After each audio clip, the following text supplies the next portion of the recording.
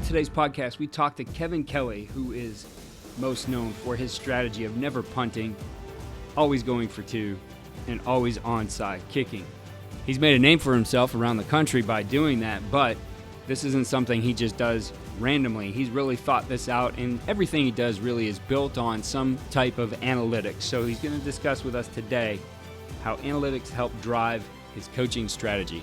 This is one that comes from our archives, and we've done over 1,000 podcasts now. So some of these, even back a couple years, kind of get buried, and we want to make sure we bring some of those great ones out for you. You have a chance to hear these. This is one you're going to get something from for sure. And keep tuning in. We have new episodes coming soon as we relaunch the podcast in November. We appreciate you listening. Enjoy the podcast. Welcome to the Coaching Coordinator Podcast. I'm excited to be joined again by Kelley, head football coach at Pulaski Academy in Arkansas. It's always great to get him on the show and talk about his outside-the-box ideas, things that a lot of us don't think about. Support for this episode comes from Modern Football Technology. Modern Football Technology provides real-time opponent tendencies and self-scout while eliminating manual data entry into Huddle, DV Sport, and Exos. If you're tired of tools that are time-consuming to learn and perform inconsistently at best, then we recommend Modern Football for a fresh perspective. Schedule a demo today at teammofo.com to see a battle-tested tool that's proven to perform and deliver value. Mention Coach and Coordinator Podcast or use the coupon code CC10 to receive 10% off your first year. And listen to our recent episode featuring Folsom High School defensive coordinator Jordan Ersick to learn more about how the 2023 California State Champion uses modern football to dominate their opponents. Coach, it's great to have you here again. Oh, great to be on. Appreciate it. Coach, let's dig into some of the things you're doing. I know the last time we were on the podcast, you were just getting into some of your rugby stuff and the idea that plays have a better chance of scoring when more than two players touch the ball, and you really based it upon that. I guess if you could run down the concept for our listeners if they're not familiar with it. Yeah, I was looking, and I'm always trying to study, things that are big game difference makers in the analytics world: explosive plays, turnover, sacks, tackles for losses, and I was looking in the explosive play world and kind of noticed on my own that anytime a guy or a team had more than just a center, the quarterback, and handing it to a running back, or a center quarterback throw it to a receiver, anytime there was an extra guy involved in touching the football, that play seemed to have a bigger chance of being an explosive play. And so I started looking around, and then I looked at our past history, and we've run a lot of, for lack of a better word, trick plays. And those seem to have a high instance of explosiveness. And so I started looking around and watching, trying to dig up what I could. I couldn't dig up anything concrete, but everything I saw pointed to that. So I decided that we would implement that. And I wanted to actually, I saw a rugby game, and I saw how they extended a play was to pitch it around. And so I started to implement that. Well, I quickly found out that players are just beaten to death with don't turn the ball over. So even though I'd give them permission to pitch the ball around, they were terrified to turn the ball over. So that said, I had to end up doing a little bit of that, instituting some hook and lateral plays. And then this last year, really, I got away from it too much, but then got back when I needed it. And what ended up happening was that we did that 4 times and had like 260 yards and 3 touchdowns with it on just 4 plays. And they were all in first quarter meaningful parts of the game before anybody's playing a prevent defense or anything like that. And you look and you go, that high of a percentage, why am I not doing that more? So I'm going to get back into some of those kinds of things and watch what happens from there. And your theory is at least that there's going to be an effect on the defense. If you start to pull those off a little bit more, it might change the way the defense reacts. Yeah, what I've discovered and over the years of doing all these things, whether it's the no punt or the onside kickoff or the butterfly effects, that you don't even see an immediate result from, but that you'll see it later on. For instance, I noticed that, if you pull off one of these hook and lateral plays, and defenses are aggressive and fun to fly into the ball and tackle guys. To me, the second hardest thing to do in football is open field tackle. So once you've accomplished one of these hook and laterals, maybe even if you didn't succeed with it, and the defense is a little hesitant that you might be going to lateral the ball, they don't necessarily fly to the ball as much, and they're kind of come under control and give you a little cushion when you catch the football and let you have more of a one-on-one move after the catch because they don't know if you're going to pitch the ball or not. So that second defender can't really leave his man if he's running to the ball too. So I've noticed those kinds of results. And like I say, I call them the butterfly effect, but I kind of noticed those. And I think there's some advantage even when you don't accomplish and succeed at that one individual play. I think it helps in the big picture. Coach, for you, you've always been about designing your strategy around things that are going to win games. And you extensively study the analytics of the game, the numbers, all the different percentages that come up in different areas. And that helps you figure out, hey, here's how we're going to do it. What are some examples you have on the defensive side of the ball? We've studied different sources of analytics, and we're looking for things, like you said, that just that alone, that one statistic, win a higher percentage of the games. And there's always some manipulation to that when people try to present it to you. So I try to look past that and dig into the why of it. And like, for instance, I think it was last year, year before, 77% of all teams in college football, if they won the sack battle, I think they won the game. And so we really get after it. And in passing situations especially, we don't play it safe. We don't drop too many guys. We're bringing pressure and trying to win that battle. And same thing with tackles for losses. It's like a 67% and win rate if you just have more tackles for losses. So then that makes us want to be more aggressive on running downs. Now, you got to be careful because some teams are really good at combating those things. And, by nature of the beast, we become good at it because we see it in practice all the time. But I think there's a place for basing philosophy and game strategy, and I mean to a large extent, around the most meaningful things in the game of football that win games. Everybody's doing turnovers, and everybody knows if you win the turnover battle, you win 80% of the game. So, but that's something everybody's thinking about and working on. So we're trying to find things that are so meaningful that other people aren't doing, where we can get a decided advantage on. Have there been any of those, I guess, more obscure types of statistics or analytics numbers that you've developed a strategy on that other people don't really look at? I think we've got some things that maybe fit us a little bit more. We're really more, my biggest one is explosive play. That's the number one thing in football I think determines whether a game is won or lost. And for us, it's plays over 20 yards. So we really, really design plays. And people go, well, I call plays to make 20 yards. We design plays to do so, and we set up plays to do so, and we're constantly thinking about that. And when I say 20, I don't mean 40 or 50 or 60. That's hopeful, but higher percentage plays that do that. And I think when you really design it, you talk about it with the kids, you put that in their head, I think they've got a better chance of doing those things. And I think they're thinking about 20 yards, and trying to fight for it like it's 4th and 1, but it's really 1st and 10 when they're at 18 yards to get to that 20th one. And that makes a big difference, and that creates blocking downfield and all these butterfly effects. And the same thing happens on defense. It's great to get a sack, but when we talk about it as much of a game changer, and the kids start to feel like my one sack is all the difference in if we win the game or not. Because if we have 5 and they have 3, we're going to win 77% of the time if we don't do anything else right. So when you put that in there, I think what the kids do is they're going to work a little harder on their hand placement. They're going to work a little harder on the individual things.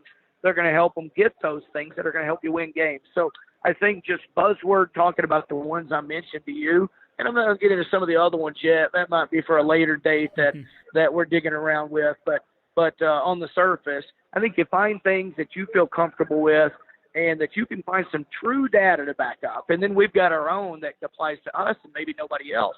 But it's a true analytical, statistical anomaly that fits us very well. We're 115-3. We recover an onside kick.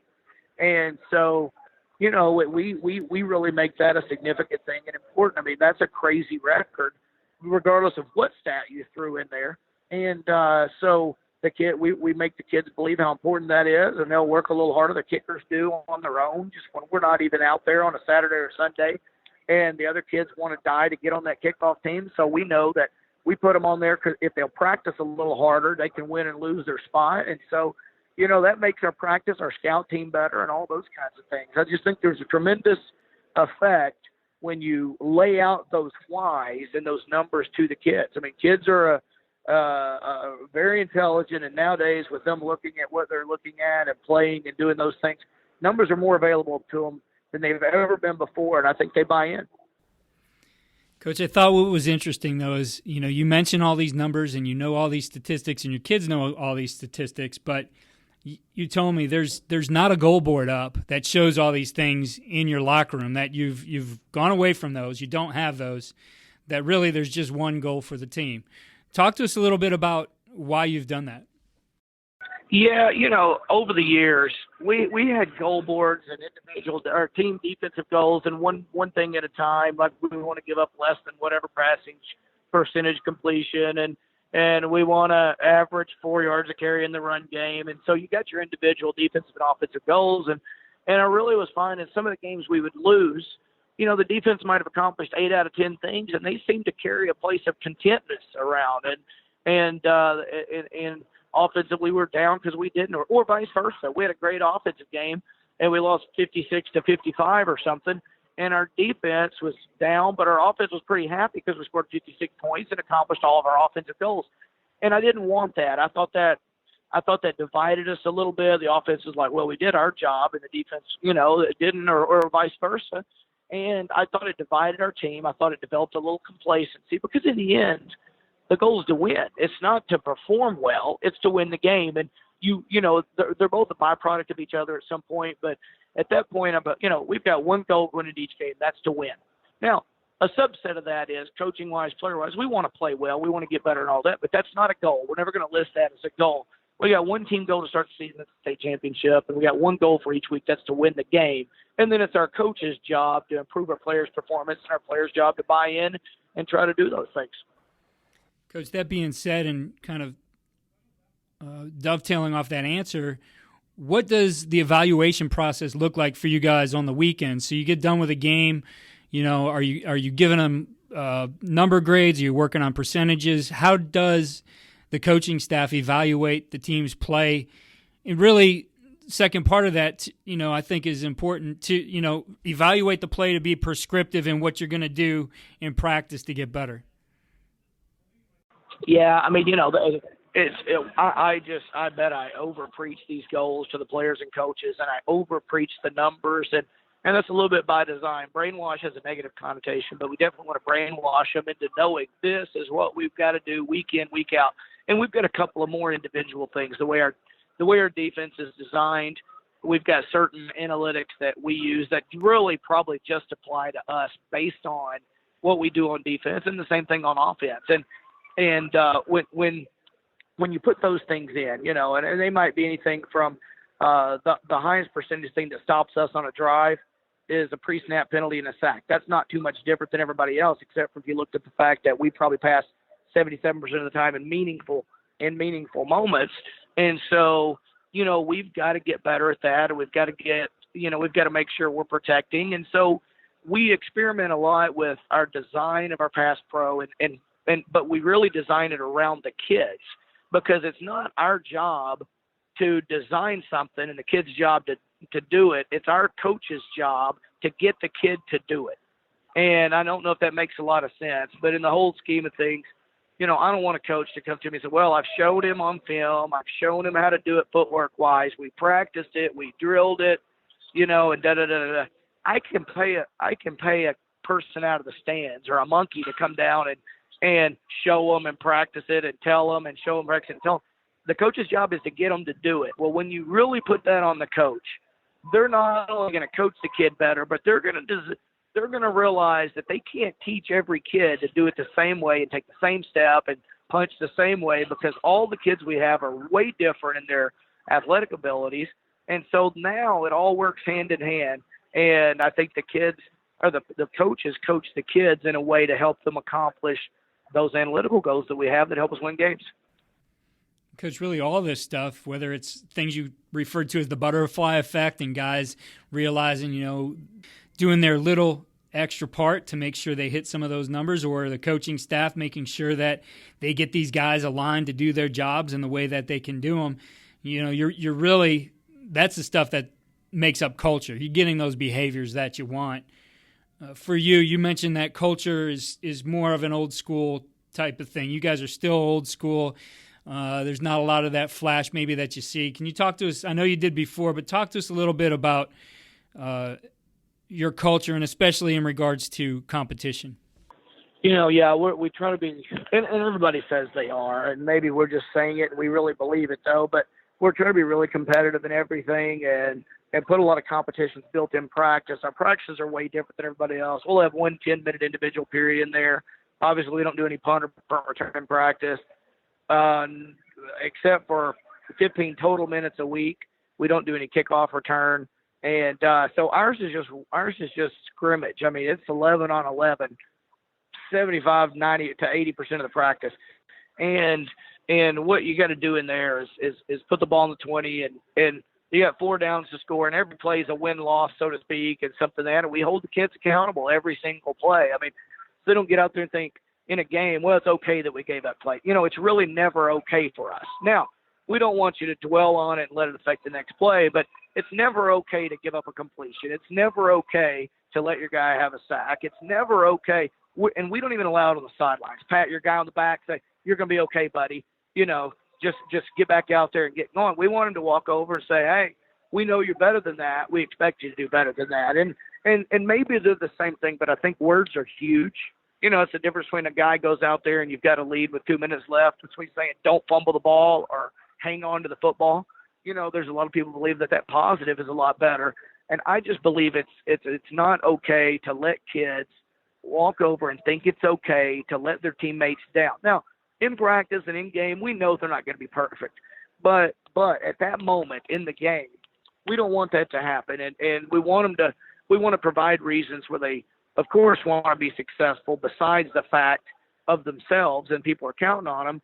But we hold them to that pretty highly in a little half military style of discipline in practice. We try to institute fun times, but we have the times when it's, you don't have permission to speak freely, and you keep your mouth shut unless you're spoken to, and it's constant eye contact and all those little discipline things that are going to lead to the big discipline like everybody else does. But everybody that comes to watch this practice, it's way different in just about everything that you do. And I think people look at it, and I don't even necessarily think people think it's a good thing. I just people think it's way different. And they see the fact that it's way different, and you think of that as non-discipline. But then when they see the discipline from play to play, and as soon as a play's over with, and the immediate attention to the coach afterwards, I think that's the old school part. And it's definitely that way in the off season and how we prepare in our locker room and what we're doing before and after practice and those kinds of things. And I know the other thing you talked to me about too is that everybody on the team can be important. It's a belief you have, and it's something really that your players have the ability to do. Talk to us a little bit about that philosophy and how you start to see that in your program. Yeah, the culture is a buzzword now, and everybody talks about it, and everybody's doing different things. And I don't fault anybody. I think there's 1,000 ways to skin a cat, so to speak, and people are doing different things to build culture, and they're doing different things to build. They're doing the dad's thing for the seniors, and I'm not against that. I think that's great for some people, and some are doing turnover chains on the sideline and the pickaxe, pick of the week, and whatever. And mine is pretty simple, and I really do believe it, and I'm hoping that our players, and I think they do, but I think our players and coaches believe it. From the first guy to the last guy, we preach you're as important as you want to be to this team, and whether you're the quarterback or you're the worst football player on the team, there are definitely things you can provide, whether it's in the locker room or it's working by example. And everybody, there are things that you don't talk about, but we do talk about, that you really can be as important as you want to be to this team.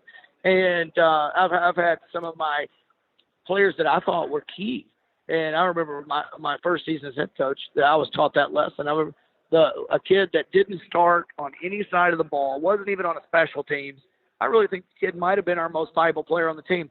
He was the best practice player, the best scout team player, the best motivator, the best getting guys back on track, the best at all those things. And the kid never got to play in a meaningful spot. And you go back and you look at how, and that kid, you know, when I talked to him multiple times during the season and after the season, I had no idea it was going to be like that.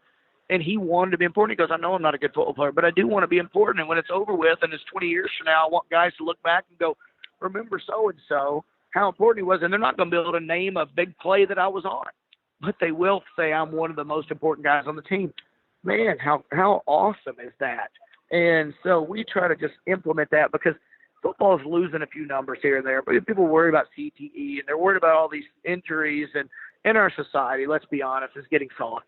And we're losing a few numbers here and there. Well, people want to be a part of something bigger than them, but they really want to be a part of something where they can feel like they're important. And that's a culture that I think I do it pretty well, is present that and pound it. But even sitting here talking to you, I know I've got to do that better and better and better and better, because our game is an awesome one, and I don't want to keep losing these numbers, but I want our kids to stay a part of it, and they will if they feel like they're important. Coach, I shared a picture with you that came up on my Facebook memories today, and it was from 7 years ago, and it was the first time I was my article was in American Football Monthly, and you know, I think Pat Fitzgerald was on the cover, and I looked at the top of it on that memory. It says Q&A with Kevin Kelley, and I used to do a bunch of stuff with AFM. I remember getting, you know, as I started to do some work over there, getting your whole DVD series, and it kind of was the first exposure to what you're doing. And I've seen recently you've been putting some stuff up on CoachTube, and I know one that seems to be pretty popular is your 5 unstoppable plays, and you list them in there in the lessons. I guess if you could just give us an overview of what you put into that, and what someone could see if they go and get your 5 unstoppable plays. Yeah, and I appreciate you mentioning that. Yeah, when I first got into doing those videos with AFM and done some with Championship Productions, I think just dabbled around, and then now I'm on to CoachTube because it's easy, it's fantastic, and I know the owner of it, and he's a guy that really wants coaches to do well. So did those for the first time about a month and a half ago, and really well received, trying to do a good job with them, and trying to just touch on what coaches want, and still experimenting because I want to grow. You know, I want to help if I can with our game and help people have a chance to be successful. The 5 unstoppable plays that you mentioned, there's a few different things on there as far as lessons, as far as different videos, but the 5 unstoppable plays has been the most popular and we try to look at it as something that everybody would have a chance to do, and that's got multiple reasons to have a chance to be successful or easy to implement. We really try to go through and coach step by step and make it really vague on so everybody could implement that into what they do system-wise offensively. And like I say, it's been really well received, and everybody's been pretty happy with it so far. I haven't had anybody say, "Hey, I wish I wouldn't have paid the $29 or whatever it was for those." I've been very, very satisfied with them and implement them in spring ball and throughout the summer and that, you know. So I think it's a chance for coaches to get out in that platform and learn. And I do the same thing. I go in there and watch and learn from other people, and I want that opportunity because I've had so many guys be good to me. I don't want to get it out there, but I think they're really good. If you go through and you look at some of the ones, you'll see some really good ones that it's like anything. You'll pick out some things you really like, and there might be another video you're like, that's not really for me. And they've all got previews available for them, but we're going to keep churning out some offensive stuff, passing game stuff, because what we do is way different. We're a true read team and not a progression. We read hips and shoulders of defenders and things like that. So, but that's got some of that on there. It's got some run plays on there. It's got some short passes in the unstoppable plays. But I think it's got something everybody can implement in their offense and have a chance to be ultra successful. And of course, you have your onside kicks video and all the different types there. Something I've seen before. If you are interested in Coach Kelley's strategy of onside kicks, that's the place to go, because it's amazing all the different ways you've come up with to kick the ball on an onside kick. So that's an interesting one. The other thing that really piqued my interest is I saw a friend of mine, Rick Jones, on there as well, and you and Great Rick, man. You and Rick sitting down together and discussing basically, between the two of you, 16 state championships, discussing how you build a program. What was that experience like, getting together with Rick and saying, hey, we're going to put together something to help coaches out?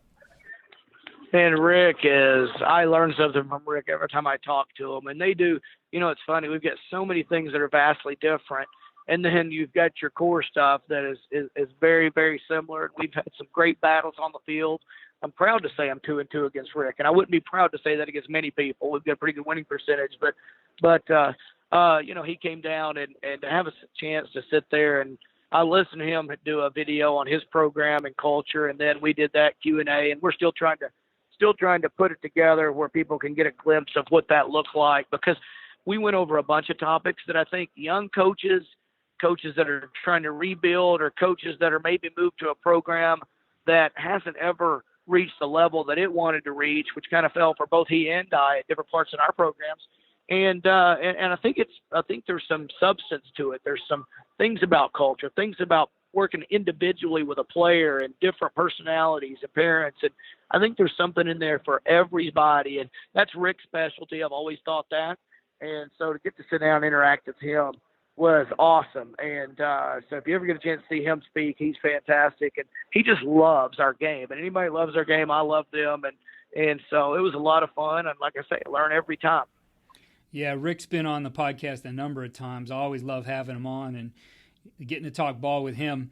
I was probably most intrigued by this video you have up on the two of the best coaches discuss their theory of winning. And the only thing I don't see on here, Coach, is the questions. I guess, would you be able to give us at least a few of the topics you guys discuss?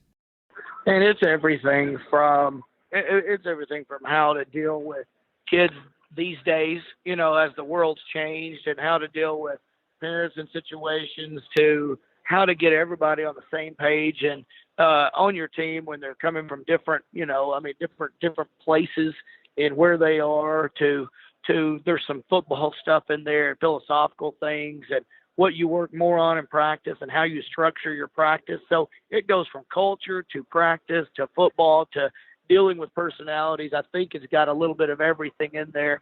And I'm gonna try to, like you said, always be open to learning. And I'm gonna try to go back with who puts that on there, make sure you can see the question so people know what the content is.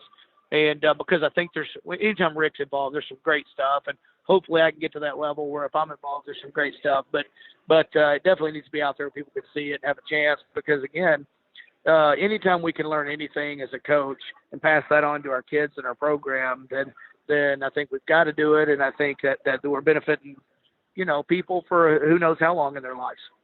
Coach, I appreciate you sitting down and taking some time with us today to discuss what you've been up to and sharing some ideas here. I always look forward to being able to talk to you, whether that's on this podcast or national conference or any other time. So I appreciate what you're doing for the game.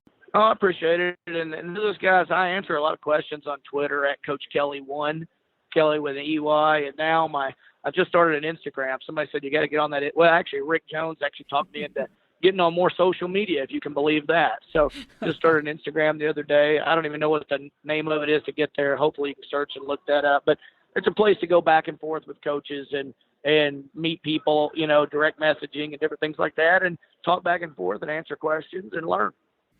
It's awesome, Coach. We'll look it up and we'll put both your Twitter and that in show notes. And it's amazing to hear Rick Jones is all over social media now. I agree.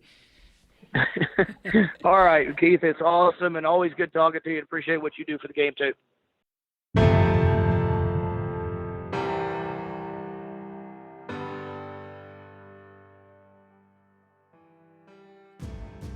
Thanks again for listening to the podcast. We'll have links to both Coach Jones and Coach Kelley's episodes. They've done several with us. I'll put those in the show notes. And we'll have links to the courses that Coach Kelley mentions in the show notes as well. Speaking of show notes, you can find those at our new website, coachandcoordinator.com. Follow me on Twitter at Coach K. Grabowski.